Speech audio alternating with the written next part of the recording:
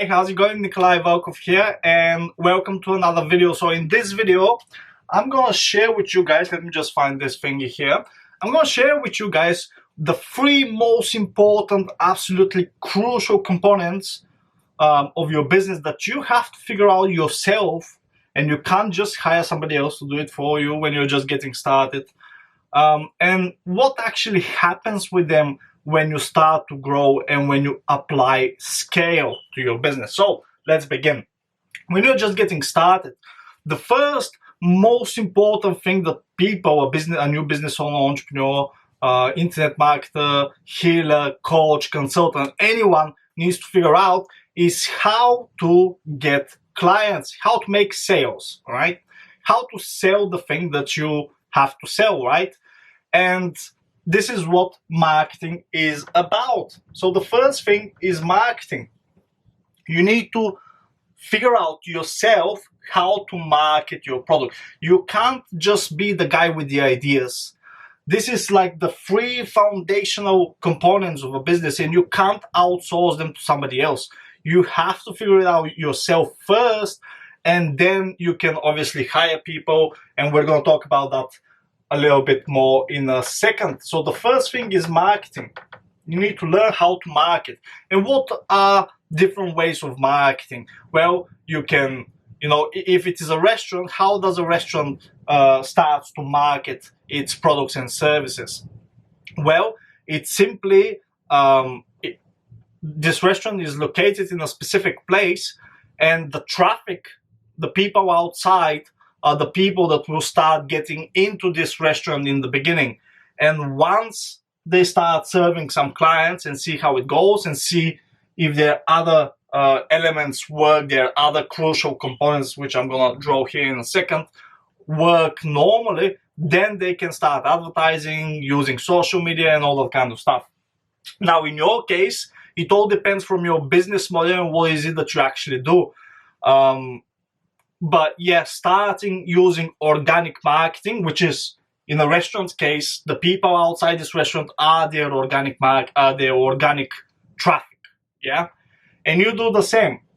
So what is marketing? Well, marketing is every single activity that you perform that is designed to drive people towards the next step, which is a sales process. So I've got this marketing process. I'm going to write process here. Can you see it here? No. I'll write here process. Then the next thing is a sales process. Okay. So marketing drives people towards a sales process. And what is a sales process? Well, this is the moment when you actually sell your stuff. It's simple as that. You need to sell your things so you can make money. And let's give an example in a restaurant. What is a sales process? What is a sales process in a restaurant? Well, somebody goes to the bar, let's say, and they order themselves a gin and tonic, for example, okay? But the bartender is not just a bartender, he's a salesperson. He is a sales rep for this restaurant. And the bartender can increase the average card value, as we call it, by asking, is that a double? Okay, so instead of selling a single gin with tonic on the side, he can sell a double gin with a tonic on the side. And this is an upsell.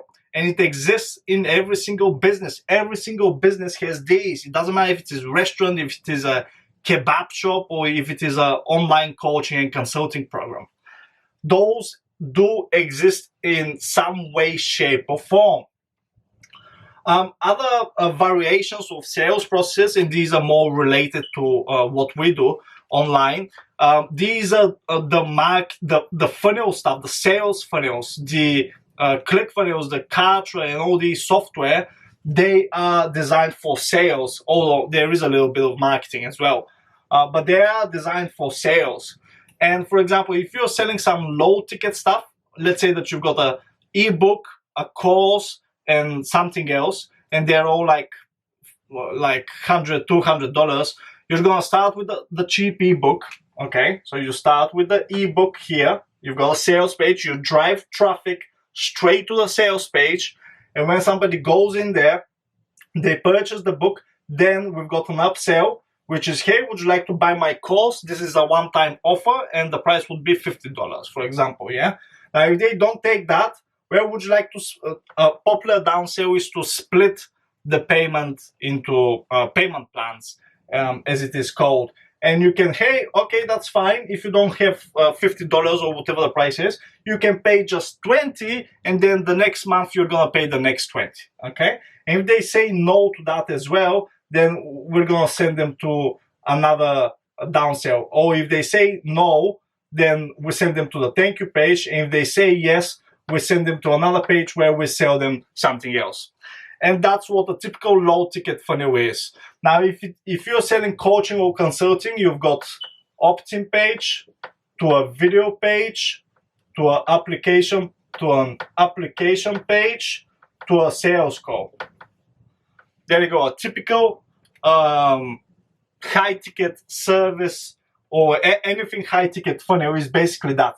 They opt in for something for free, then you make them an offer during the video, or on the next page you simply tell them what your offer is, then you send them to a calendar page where they can choose time to talk to you, and then you send them to and then they've got a call scheduled, and you talk to them and you kind of sell to them. These are just variations of sales processes in place. Now, there are many others. You can use a webinar funnel, you can use so many different types of funnels, but these funnels, you know, people are getting like maniacs about it. You know, it's just a simple sales process, and you're not one funnel away. The funnel is just the sales process, is just one component of the three crucial components that you need to have in place to, you know, make money and provide value to your clients. So when you make a sale, what happens next? What's the next step? Well, the next step is you gotta deliver, okay? You have to deliver on your promise. You have to do what you said you're gonna do. If you told them that they're gonna make more money, then they have to make more money. If you told them that if you're selling a physical product, well, you need to deliver that physical product from your supplier to them. Or if you're selling a course, you need to, obviously there is no delivery, but you have to deliver the promise that you've made, not the actual product, okay? So if it is a physical product, you have to deliver the product. If it is anything else, you have to deliver the promise that you've made instead of the product. And when these three processes combine, you've got a marketing process, you've got a sales process, and you've got a delivery process that delivers the promise, not the product. When these three are combined, it equals value for your clients, okay? So basically, your clients needs to win when these three things work together. Otherwise, you can make a little bit of money, but when people are not satisfied or they don't get the results that you promise, then it's not gonna last long. And that's why all these internet marketing people that are selling courses are creating course after course, is because their courses fail at delivering the promise that you make in their marketing and sales. And that's why they need to make new courses and new courses and new courses so they can keep making money. Now, let's dive a little deeper though. Let's dissect every single one of these elements even further so we can actually understand how to look at it. So this is like these three components will exist in your company from the moment you build a company. You're gonna figure out these three for yourself. Gotta make sure that customers are getting results or you're providing value and they're happy with what they get. And then later on, when these grow, these will become your first departments of your company. So you will have marketing department, you will have a sales department, and you will have a delivery department. And your marketing department needs media buyers. So you will start so it depends which one of these three you're really skilled at. Which one of these three is your thing, yeah?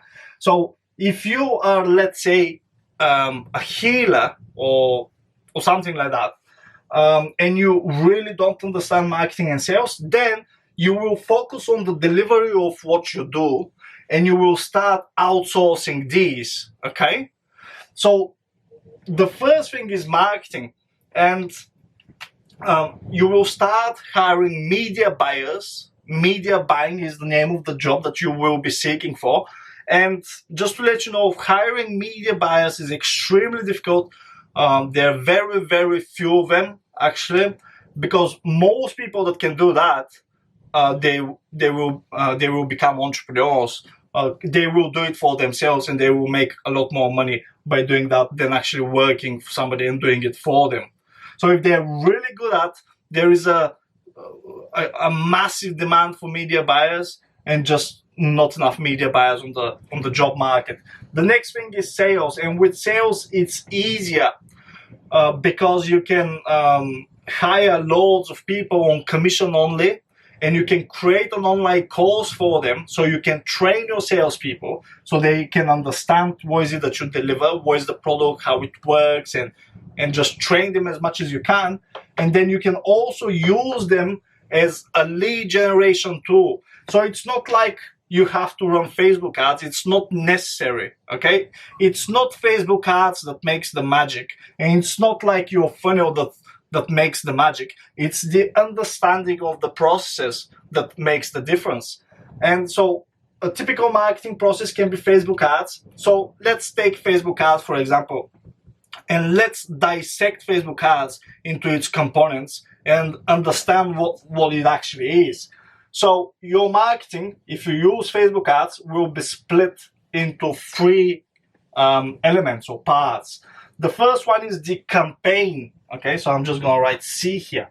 And the campaign is actually the goal of the Facebook ads that you're gonna run. Yeah, so one campaign, for example, is the cold campaign, and this is you will buy traffic and send brand new people to the beginning of the funnel, yeah, top of the funnel. And the goal is usually conversions, yeah. So when you're creating a campaign, you need to choose the objective, and the objective is conversions in most cases. Then, so we've got the campaign, that's like the first part. Then what do we have underneath the campaign? We've got ad sets. Ad sets. And what ad sets is, it's nothing more than targeting and budget of the targeting and budget of the campaign, yeah? Targeting and budget, not of the campaign, sorry, of the ad sets, yeah? Because you can have multiple ad sets per campaign. You can have multiple campaigns, multiple different goals for the same sales process. You have multiple ad sets, multiple different targeting and budgets. And then we've got the ads themselves. And an ad on Facebook and on most other platforms is nothing more than three elements again. And these three are creative. That is the thing that will stop them to, if it is an image ad, the creative is just to stop them and make them read the next element, which is the copy. And the third element is a headline. That's it. We've got campaigns, we've got ad sets, and we've got ads, all right? And this is what Facebook marketing basically is, Facebook paid advertising is. It's these three things working in combination with your sales funnel, okay? So let's take, for example, a typical high-ticket sales funnel, all right? And this would be, as I said, an opt-in page. Then it goes to a video. This is the thank you page, but it has a video in it. Then this goes to I'm just going to do it here, a calendar page. And then this goes to a thank you page, but we'll just put the code there, okay? So we've got opt-in. Then we've got a thank you page. Then we've got calendar, and then we've got the call.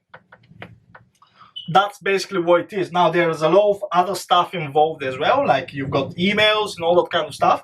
And all of these are designed to drive them to the next step. Yeah, the last step is this. Okay, the last step of the sales process is the actual call. This is the last step. And when you make a successful call, then you will move them to the delivery of the product or the service, right? Now, how does marketing and sales work together? Well, so we've got the campaign. So we've got the cold campaign. I'm going to write cold here. And this is where Facebook will actually search for people interested in what you've got, yeah? And this is marketing, people. Facebook will search for the right people and send them to this opt-in page where you can take their email address, and you do that only to allow them to show interest, right? If they enter their email address, well, they're most likely interested in some way, shape, or form.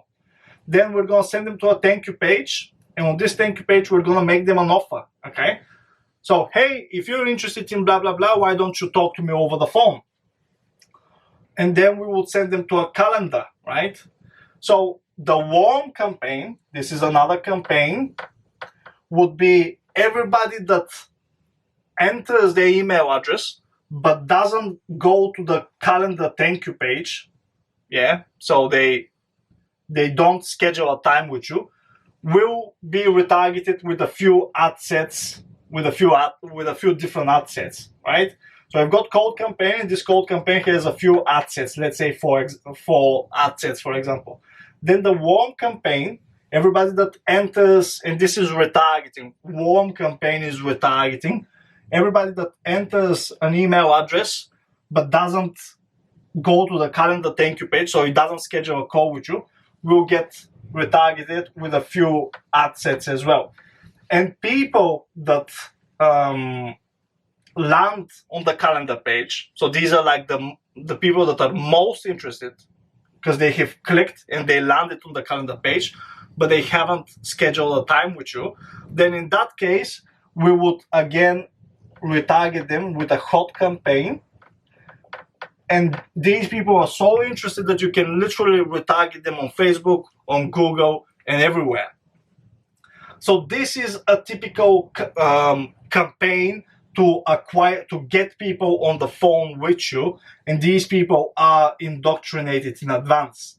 So what do you do if it doesn't work? Well, let's say, for example, that you're getting people on the phone with you, but they all have like the same objections. For example, they've got price objections over them, or they've got some other common objection, and you simply can't, handle that objection correctly. You're not very good at sales, for example, and you want to do something about it. Well, the worst thing to do would be to actually buy a sales call so you can learn how to do sales. No, you don't have to do that.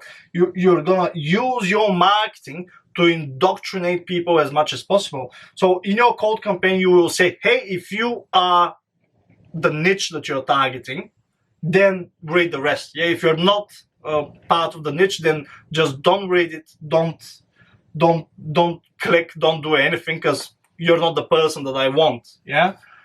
And then the same thing you will repeat on the thank you page, where you will say, hey, blah blah blah, here's my offer, but this is only for people that are doing that much money, or doing this, doing that, and you will qualify and disqualify people all the times. Now, however, this would lead to increased cost per call, because the more you disqualify, the less people will come on the call, but they will be the right people. So this would make raise the cost of a call, but your closing rate will skyrocket, right? So the amount of indoctrination that you use in your marketing depends from what is happening during the calls in your sales process. So obviously these funnels can be very, very different. You can test multiple variations, you can do whatever you like, but the main thing that I wanted to kind of help you understand is that it's not the funnel that does the whole thing. The funnel is not that important, and it's not your choice of marketing. As long as you're getting people into the funnel, then you can simply see what happens and work backwards to fix what doesn't work. Now, what do you do when your company leaves the, you know, the first stage, the beginner stage, when you already have figured out how to market, how to get clients successfully, how to sell and how to deliver. Well, there are few options then. Now, usually when you begin marketing anything, you would rely on just one source, okay? Just one particular thing, one activity, then when it is performed, it sends people to a sales process.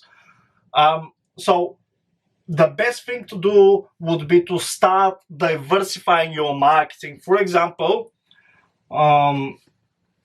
if you if you do just organic marketing at first, so you cold message people on Facebook, and then obviously you start making a little bit of money, then it would be a great idea to start running ads as well, okay? So you can diversify your marketing, because if you rely just on one traffic source, just one marketing activity, if that one marketing activity for whatever reason stops working, then your business is in danger, all right? You do not have to change your sales process. Obviously, if you're doing quite well and you want to try something new, that's fine, but don't break the first one that works to implement a change. And this is what we call split testing. You can split test your entire sales process. I think every single software can do that. Kartra can for sure. And you're gonna split test it and see how that goes. But let's say that you've got this funnel here, the one that I talked about in a second, which is opt-in to a video, to a calendar page, to a call. And for whatever reason, let's say, for example, you want to start getting the leads for free, yeah? Because right now, with an opt-in to a lead magnet, you're actually losing money to get somebody on the phone with you, and you don't want to do that.